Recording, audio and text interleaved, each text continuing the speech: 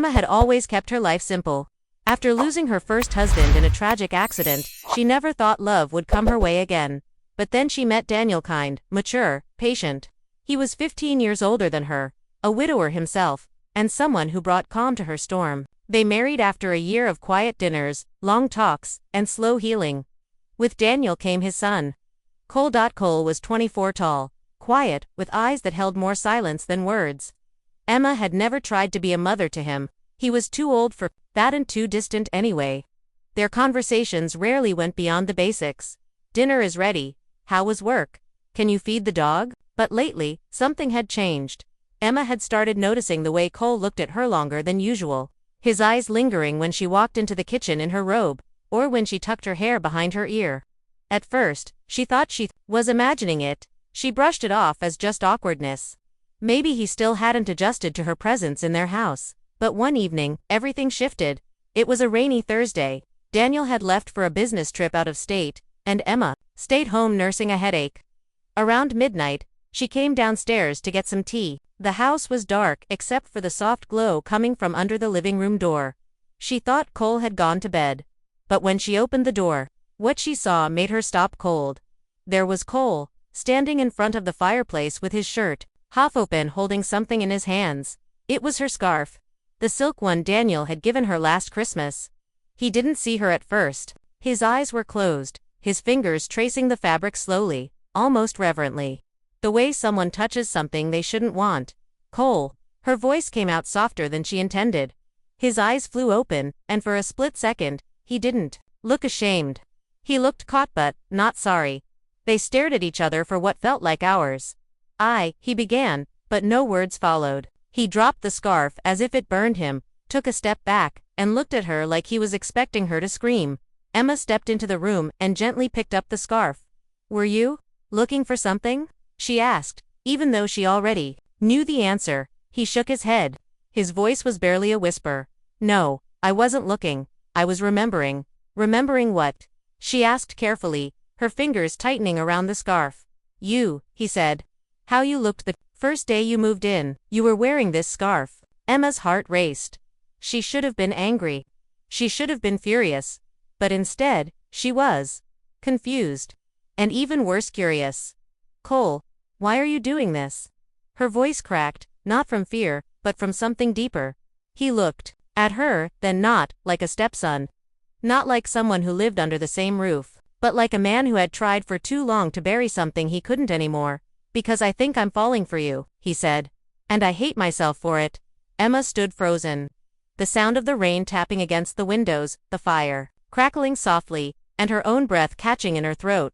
It was all too much. Too sudden, too real. She couldn't speak. She turned away and walked upstairs, her hand gripping the scarf tightly. But sleep never came that night. Her heart wouldn't let her. And the next morning, when she walked into the kitchen, Cole was sitting there, waiting. With eyes full of silence. And something else too. Emma walked into the kitchen the next morning with her heart pounding louder. Then her footsteps. Her hair was still damp from the shower, her hands trembling slightly as she reached for a mug. And there he was, Cole, sitting at the kitchen table like nothing had happened. Like he hadn't just said the most forbidden words the night before. He looked up at her, his eyes tired, but calm. "Good morning," he said softly. She couldn't bring herself to answer. Her fingers gripped the edge of the counter. He stood up slowly, his voice quieter now. "I didn't mean to make things worse, Emma." She looked at him sharply. "You didn't make things worse. You made them different." He nodded, like he already knew that. "I've been trying to forget how I feel for months, but last night, when I saw your scarf, I broke." Emma turned around, not wanting him to see her face. Not wanting him to see how her chest ached, not from anger or disgust but confusion, and something much more dangerous. "I'm your stepmother, Cole," she whispered. "You're not," he said quickly. "You married my father, but you and we're not family." "Not in that way." She hated that part of her. Agreed. She poured tea into her mug with shaking hands. "You live under this roof. People already talk enough about the age difference between me and Daniel. Can you imagine what they'd say if they ever?" "I don't care what they'd say," he said. "I care what you feel." Emma's head turned slowly toward him. "And if I said, I feel nothing," he looked down. "Then I'd respect that. I'd never cross another line. ever again. But she didn't say that, because it would have been a lie. The way he had looked at her last night had stirred something in her. Something she hadn't felt in a long time, not even with Daniel. And that realization scared her more than anything else. Emma walked toward the window, her arms wrapped around herself. Do you remember the first night I came here? She asked, surprising herself. Cole looked up. Yes. I sat right there. She nodded at the chair beside him. You barely looked at me. I looked, he said. I just didn't let you see it. She turned to face him now. Why didn't you? Because I didn't want to fall for someone I couldn't have. Her heart fluttered, and she hated that it did. She was married. She had made vows. And yet, here she was wanting to hear more from the one man she should have pushed away. Cole took a careful step closer. I don't expect anything from you, Emma. I just needed you to know. I couldn't carry it alone anymore. She looked up at him, her voice barely a whisper. So what do we do now? He gave a sad smile. We go back to pretending, I guess. That's what we're best at. But as Emma stood there, looking into the eyes of her stepson, the man who had just shattered every unspoken rule between them, she realized something. Pretending would no longer be enough. And just then, the front door opened. Daniel had returned. A day early.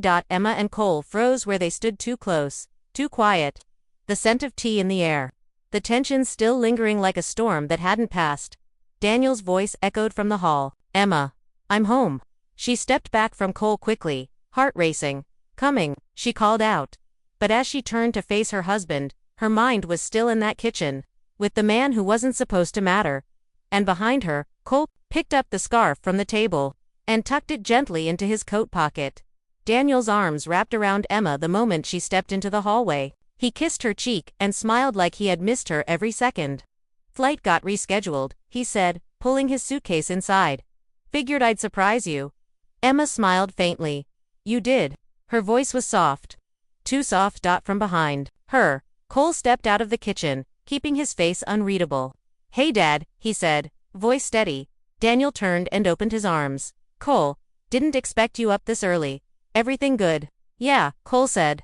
Just made some tea. Daniel turned back to Emma, his arm sliding around her waist. You okay, honey? You look tired? I didn't sleep well, she replied truthfully, trying not to glance at Cole. Just one of those nights. Daniel pressed a kiss to her forehead and smiled. Well, now that I'm home, you can rest. But rest was the last thing on Emma's mind. As they moved through the house unpacking, making breakfast. Sitting on the porch, Emma felt like a stranger in her own skin. Every moment Daniel touched her, she flinched inside. Not because she didn't care for him, she did. He was kind, stable, everything she had once prayed for. But her thoughts kept drifting back to Cole. To his eyes when he said he was falling for her. To the way he had touched her scarf. To the unspoken connection that now felt impossible to ignore. Later that afternoon, Daniel dozed off on the living room couch, tired from travel. Emma stood in the hallway, watching him sleep. For a moment, she felt guilt squeeze her chest so tightly she couldn't breathe. She turned and walked toward the kitchen, needing space, needing air. But Cole was already there, leaning against the counter, arms folded, that same unreadable look on his face. I didn't know he was coming home early, he said. Neither did I, she replied, voice low. They stood in silence. I can leave, Cole offered suddenly. If it makes things easier. Emma's heart thudded. No, don't do that. It'll raise questions. I don't care about questions, he said, eyes meeting hers.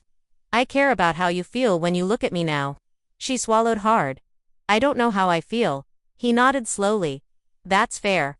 Emma walked past him to the sink, pretending to rinse a cup just so she didn't have to look at him. I don't want to hurt Daniel. I know. He's your father, and you're the woman I've been falling for every single day since you walked into this house. His words made her hand tremble. She turned to face him again. We can't do this. I'm not asking for anything, he said. I just want the truth from you. Emma stared at him, tears brimming in her eyes. The truth is, I feel things I shouldn't. And that terrifies me. Cole took one step closer, his voice soft like a secret. Then, I'm not alone. Before she could say anything else, Daniel's voice called from the living room. Emma, can you come here? She wiped her face quickly. Yes, just a minute. Cole stepped back into the shadows of the kitchen. His eyes didn't leave hers, and hers didn't leave his until she turned and walked away. But that evening, during dinner, something shifted again. Daniel laughed at one of Cole's stories. Emma smiled faintly, but her eyes were distant. And when Cole got up to refill the water, he brushed against her arm just lightly, but it was enough to make her heart skip. Daniel didn't notice, but Emma did, and so did Cole. Later that night, as Emma walked upstairs, she paused outside Cole's bedroom door. Her hand hovered over the doorknob, but she didn't knock. She just stood there, heart aching with questions. Behind the door, Cole sat on the floor, holding her scarf again. He could feel her presence, and this time, he didn't want to let go. Emma stood outside Cole's door for a long time, breathing in silence. Her fingertips grazed the doorknob, but her heart wouldn't let her go further. She hated how torn she felt, caught between a man who had always been good to her, and a young man who had awakened something raw and unfamiliar in her soul. She stepped back finally, almost ashamed of herself. In her room, Daniel was already asleep, his breathing steady, his arm resting gently on her pillow, like he was waiting for her. She slipped into bed quietly, staring at the ceiling in the dark. But sleep didn't come, and in the room down the hall, Cole sat in the same silence, gripping her scarf like it could answer all the questions that screamed in his chest. The next few days passed slowly, carefully.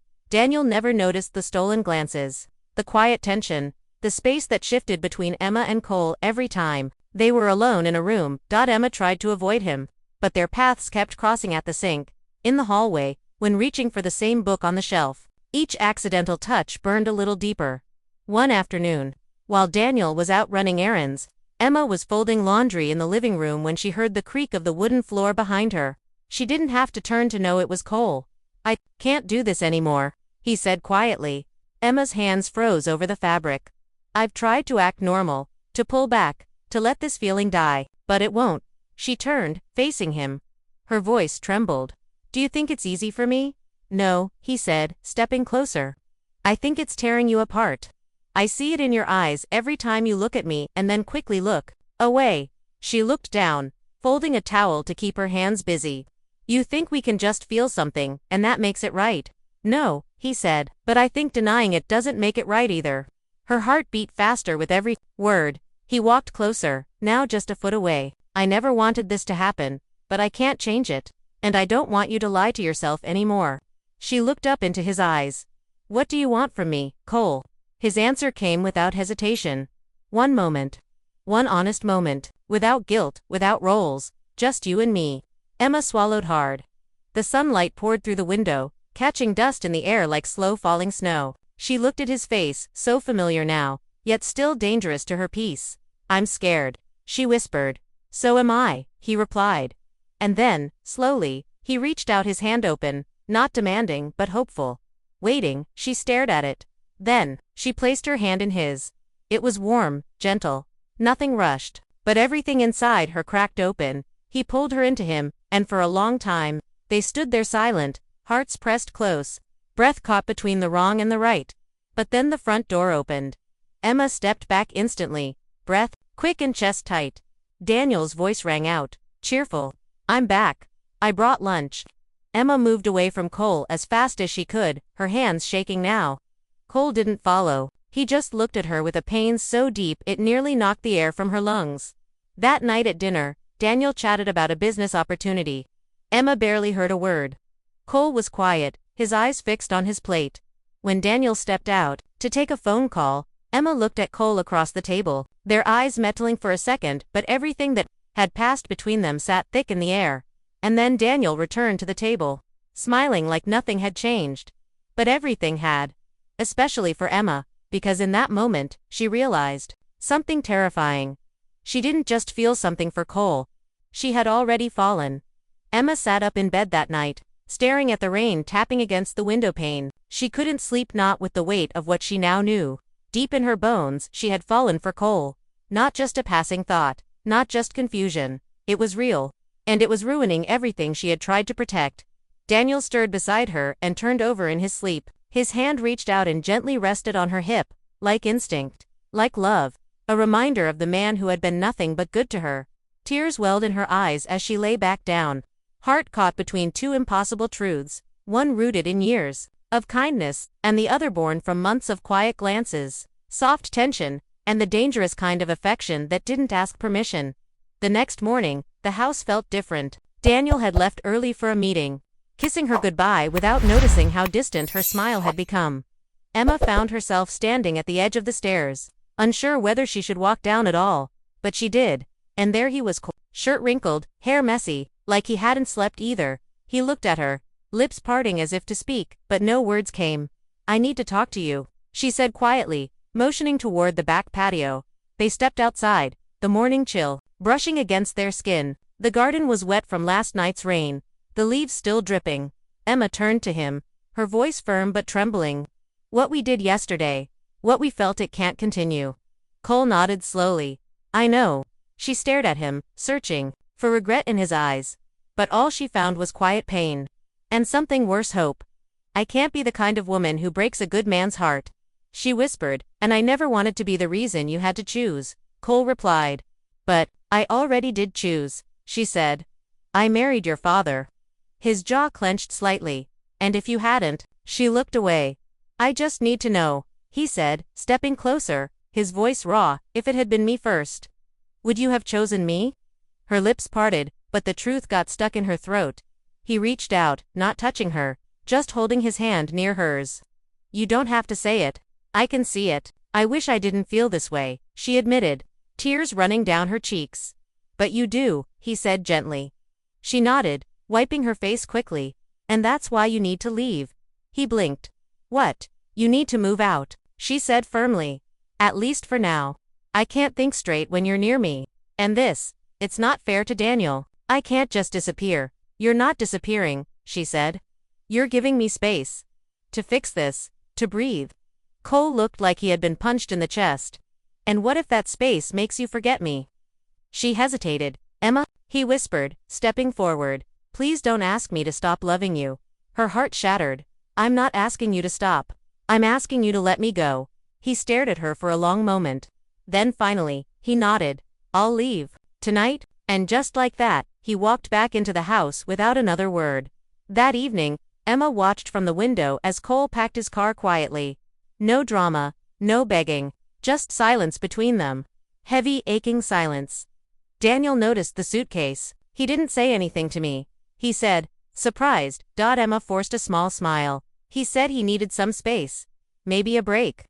Daniel frowned. "Is something wrong?" Emma shook her head, but her throat ached with the lie. Cole walked out the front door one last time, closing it gently behind him. Emma didn't say goodbye. She couldn't, but as the headlights disappeared down the road, she pressed her hand to the glass and whispered what she couldn't say out loud. "I love you." Emma woke up the next morning and the house felt hollow. Cole's room was empty. His scent was gone. His presence, the warmth, the tension, the unspoken pull between them, had disappeared like a breath held too long. She moved through the house like a ghost, doing laundry, washing dishes, and smiling at Daniel when he came home. But inside, she was breaking. Weeks passed. Then a month. Cole didn't call. He didn't text. It was as if he had vanished from her world. Daniel asked once or twice if she'd heard from him, but Emma always shook her head gently. "I think he just needs time," she said, forcing a calm voice. Daniel nodded. Trusting her. Always trusting her.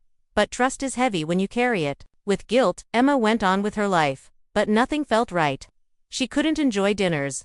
She couldn't laugh like she used to. And at night, when Daniel turned off the lights, she'd lie awake staring at the ceiling, listening for footsteps that would never come.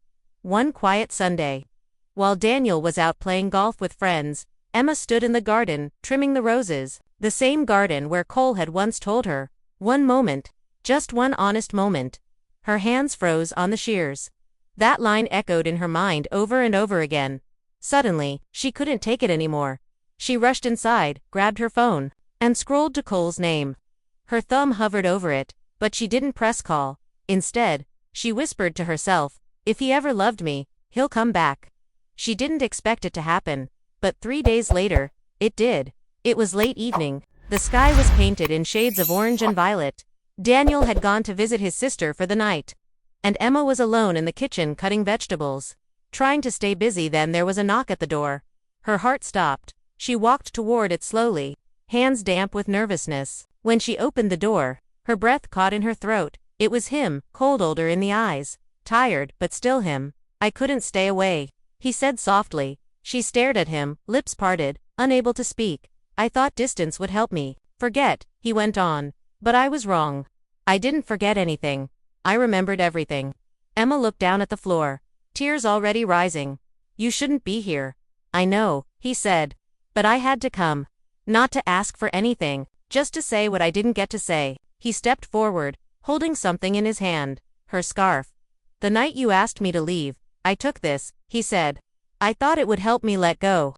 Emma reached out slowly, her fingers brushing the silk. And now? She asked. Cole swallowed. Now I'm giving it back. Because I love you enough to stop asking. She stared at him, her heart in her throat. He placed the scarf gently in her hands and stepped back. I'll go, he said. I just needed to see you. One last time. Emma opened her mouth to say something, anything, but he was already turning away. Wait. He stopped. She stepped forward, voice shaking. Do you still love me? He turned, eyes filled with everything he hadn't said in weeks. With everything I am. She stood there for a long, trembling moment. Then she said the one thing that had been buried in her heart for too long. Then don't go. His eyes widened. Emma. I tried to forget, she said, voice raw. I tried to be good, loyal, safe, but you took part of my heart with you. Cole, and I don't want to live pretending anymore. He walked toward her slowly. I can't promise this will be easy, she whispered. I don't even know what happens next. I don't care, he said. As long as it's you. And then, for the first time, they kissed. It wasn't rushed. It wasn't reckless. It was everything they had tried to deny. Everything they had buried behind roles, names, and guilt. In that moment, time finally stood still. And nothing was the same after that night. Not their hearts, not their home, not their love. The end.